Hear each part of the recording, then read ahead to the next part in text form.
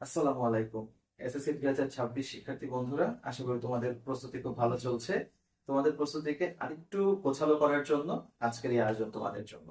আজকে আমরা আলোচনা করব এসএসসি 2026 এর জন্য চেঞ্জিং সেন্টেন্স। তোমাদের খুবই গুরুত্বপূর্ণ একটা টপিক। এই টপিক নিয়ে কম বেশি সবারই একটু না একটু সমস্যা থাকে। তবে তোমাদের জন্য খুশির খবর হচ্ছে চেঞ্জিং সেন্টেন্সের সবগুলো নিয়ম তোমাদের নাই। সংক্ষিপ্ত সিলেবাস অনুসারে তোমাদের যে বিষয়গুলো পড়তে হবে একটু সেটা বলে দিই। তোমরা মূলত পড়বো হচ্ছে assertive, interrogative, imperative, exclamatory, complex এবং কম্পাউন্ড। এই কয়েকটা টপিক থেকে তোমাদের প্রশ্ন আসবে। তো আমরা একটু বিগত বছরের একটা প্রশ্ন অ্যানালাইসিস করব। 2025 সালে ঢাকা বোর্ডে যে প্রশ্নটা আসছিল, সেই প্রশ্ন থেকে আমি শুধুমাত্র বাছাই করে তোমাদের 26-এ যে টপিক গুলো থেকে প্রশ্ন আসবে সেগুলো নিয়ে একটু আলোচনা করতে যাচ্ছি। নাম্বার 1 ছিল ইট লিভস টুগেদার। বলে রাখি, ঢাকা বোর্ড 2025-এর এই কোশ্চেনটা কিন্তু বি নাম্বারে ছিল। ওকে, 2 নাম্বার কোশ্চেন ছিল এটা। প্রথমটা হচ্ছে বি নিয়ে একটা প্যাসেজ ছিল, মৌমাছি। যাই হোক, তো ইট লিভস টুগেদার তার মানে বলা হচ্ছে মৌমাছিগুলো একসাথে বসবাস করে। তোমাকে করতে হবে নেগেটিভ। আর নেগেটিভ যে করবা, নেগেটিভ করার নিয়মটা কি? নিয়ম হচ্ছে তোমার বাক্যটাকে নাবোধক করতে হবে, কিন্তু অর্থের পরিবর্তন করা যাবে না। তার মানে ইট লিভস টুগেদার, তারা একসাথে বসবাস করে। এটার নেগেটিভ কি হবে? তারা একাকী বসবাস করে না। একাকী বসবাস করে না মানে তারা একসাথে বসবাস করে। মূল কথা এটাই যে তোমাকে বাক্যটাকে নেগেটিভ করতে হবে, নাবোধক করতে হবে, কিন্তু অর্থের পরিবর্তন করা যাবে না। তো এটাকে আমরা এভাবে বলতে পারি, ইট, নেগেটিভ করতে গেলে যেহেতু এখানে অক্সিলারি ভার্ব লাগবে does not, it does not live. আর এখানে লিভ কেন হলো? কারণ এখানে ডাজ করে ফেলছি, তাই তো? কোন একটা বাক্যের মধ্যে যদি বিশেষ করে অ্যাসার্টিভ সেন্টেন্স প্রেজেন্ট টেন্সের ক্ষেত্রে ডাজ লিখে নেই, ডাজ লেখা হয়ে যায়, তাহলে সেই ভার্বের দ্যাজ বা ইজ যুক্ত হবে না। তাহলে ইট ডাজন্ট লিভ টুগেদার মানে একসাথে। এর বিপরীত শব্দ হবে একাকী, মানে হচ্ছে অ্যালোন। অ্যালোন। ওকে, তাহলে কি ডাজন্ট লিভ অ্যালোন, তারা কি করে না? একাকী বসবাস করে না। Number 2, bees collect nectar from the flowers and make honey. Okay, simple করতে হবে। সিম্পল করার নিয়মটা কি? সিম্পল মিন্স হচ্ছে একটা বাক্যের মধ্যে শুধুমাত্র একটা সাবজেক্ট এবং একটা ফাইনাল ভার্ব থাকতে পারবে, এছাড়া একাধিক সাবজেক্ট থাকবে না। তবে সেই বাক্যের মধ্যে কোনো ফ্রেজ যুক্ত হতে পারে। তার মানে আমাকে এখানে এই বাক্যের মধ্যে দুইটা অংশ আছে, যেমন bee collect nectar from the flowers এটুকু একটা অংশ, আর মেক হানি এটুকু আরেকটা অংশ। আমরা একটা কাজ করতে পারি, যেহেতু বাক্যের দুই অংশে ফাইনাল ভার্ব আছে, যে কোনো একটা অংশে মূল ভার্বের সাথে আইএনজি যুক্ত করে সেটাকে একটা ফ্রেজ তৈরি করে ফেলতে পারি। তার মানে আমরা এখানে বলতে পারি, এখানে সাবজেক্টটাকে বাদ দিয়ে collecting nectar from the flowers, comma, আর মনে রাখবা অ্যাসার্টিভ সেন্টেন্স সিম্পল সেন্টেন্সের মধ্যে মূলত ওই অ্যান্ড, বাট, অর এই শব্দগুলো বাদ যাবে। The collecting nectar from the flowers, তখন সাবজেক্টটা পরে চলে আসবে, দিস মেক হানি। এখন দেখো তো, এই বাক্যটার মধ্যে মূলত ক্লজ হচ্ছে একটা, যেমন ধরো শেষ বাক্যের মধ্যে সাবজেক্ট ভার্ব আছে, তার মানে এটা হচ্ছে ক্লজ। আর এই প্রথম অংশের মধ্যে collecting nectar from the flower, এটা আর ক্লজ না, এটা একটা ফ্রেজ আকারে বসলো। ওকে, নাম্বার 3 তে আসি। They dance most vigorously to find the nectar plentiful. Exclamatory করতে হবে। আচ্ছা, এক্সক্লামেটরি করার নিয়মটা কি? একটা অ্যাসার্টিভ সেন্টেন্সকে এক্সক্লামেটরি করা যায় দুই ভাবে, একটা হচ্ছে হোয়াট দিয়ে এবং হাউ দিয়ে। আর হোয়াট দিয়ে কখন করব?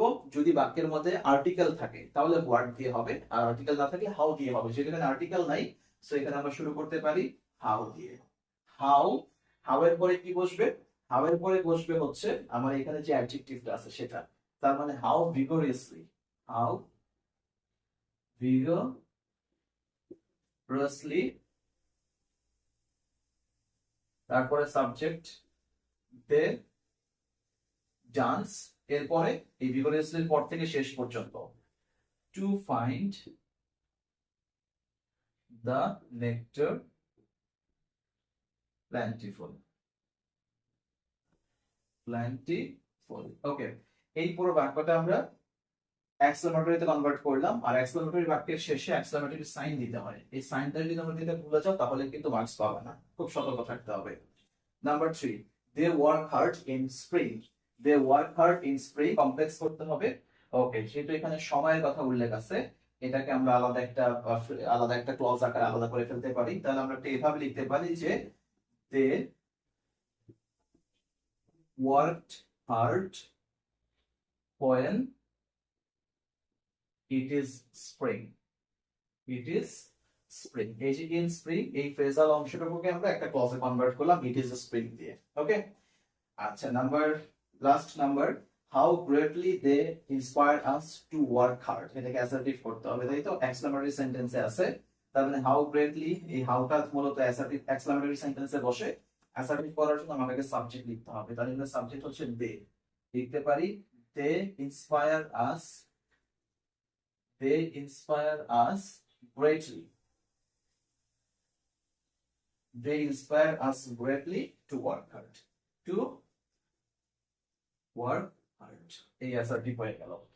তো ঢাকা বোর্ড 2025-এর মূলত এই কয়েকটা টপিকই তোমাদের 2026-এ আছে, বাকি টপিকগুলো নাই। যেহেতু আমরা শুধুমাত্র প্র্যাকটিস ফর এসএসসি 2026 এই সেকশন এটা নিয়ে কাজ করতেছি, বাকি বিষয়গুলো আজকে আলোচনা করলাম না। এখন আমরা আলোচনা করব রাজশাহী বোর্ড 2025 নিয়ে। চলো রাজশাহী বোর্ডের কোশ্চেনগুলো সলভ করি। রাজশাহী বোর্ড 2025 থেকে তোমাদের যে টপিকগুলো আসবে তার মধ্যে প্রথমটাই হচ্ছে who doesn't want to succeed in life, interrogative সেন্টেন্সে আছে, এটাকে অ্যাসার্টিভ করতে হবে, right?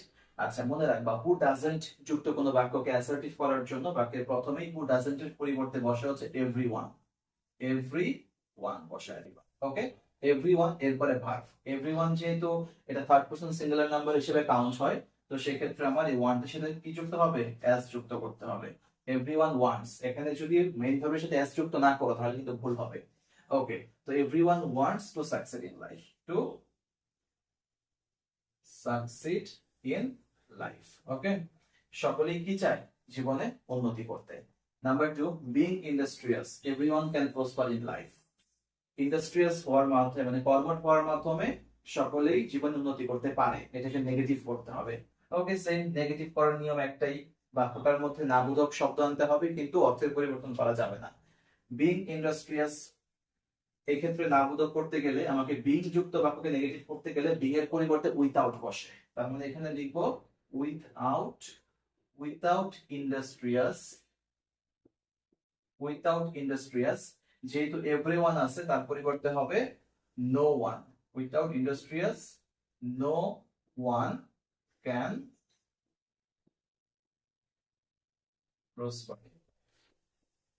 Okay, number 3, it is not an easy thing, এটা খুব সহজ বিষয় না, অ্যাফার্মেটিভ করতে হবে, নেগেটিভ আছে নাবোধক করব, তার মানে নট উঠে নিতে হবে, এখানে হবে ইট ইজ আ ইজি, এর বিপরীত শব্দ হয় ডিফিকাল্ট, তাই না? It is a difficult,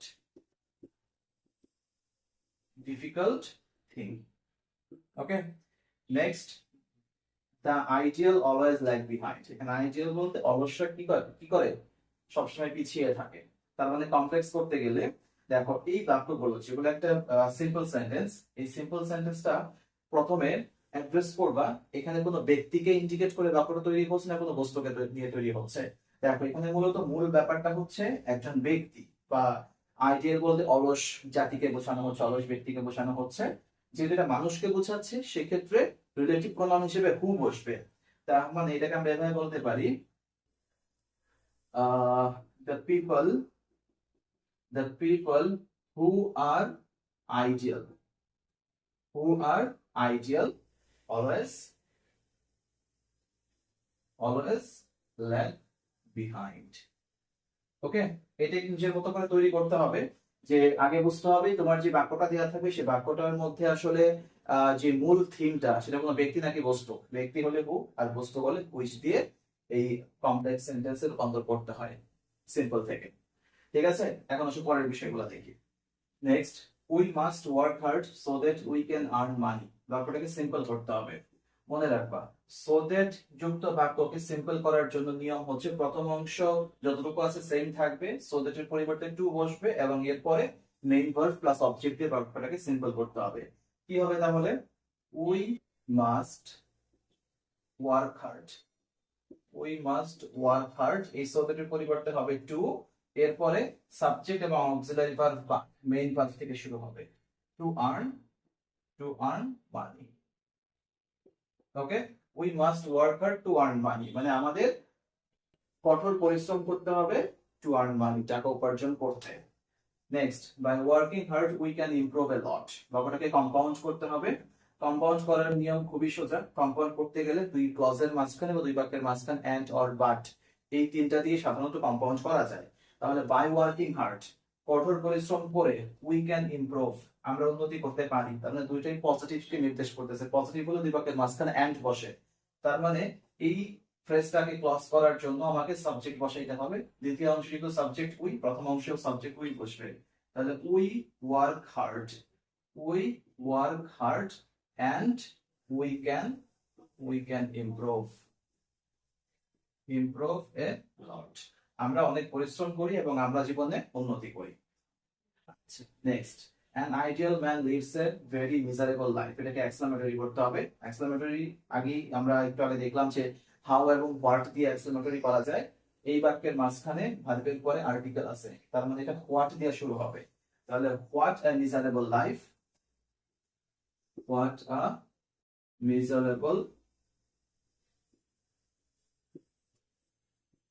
miserable life an ideal man lives। এরপরে সাবজেক্ট এবং ভার্ব। তাহলে সাবজেক্ট হচ্ছে an ideal man আর ভার্ব হচ্ছে lives, L-E-N, এরপরে exclamatory sign. what a miserable life an ideal man lives। Okay, এই এক্সক্লেমেটরি হয়ে গেল। তো এই ছিল মূলত ঢাকা বোর্ড এবং রাজশাহী বোর্ড 2025 থেকে আসা কোশ্চেন গুলো, যেগুলো তোমাদের 2026-এও আসবে। তো ক্লাসটা তোমাদের কেমন লাগলো অবশ্যই কমেন্ট করে জানাবে। আর তোমাদের পরীক্ষার আগ পর্যন্ত কোন কোন টপিক নিয়ে ক্লাসগুলো দিলে তোমাদের জন্য হেল্পফুল হবে আমাকে জানাবা, সেই বিষয়ে ক্লাস নেওয়ার চেষ্টা করব। সবাই ভালো থাকো, সুস্থ থাকো, আর পরীক্ষার খুব ভালো প্রিপারেশন নিতে থাকো। আশা করি সকলেই খুব ভালো রেজাল্ট করবে। আসসালাম।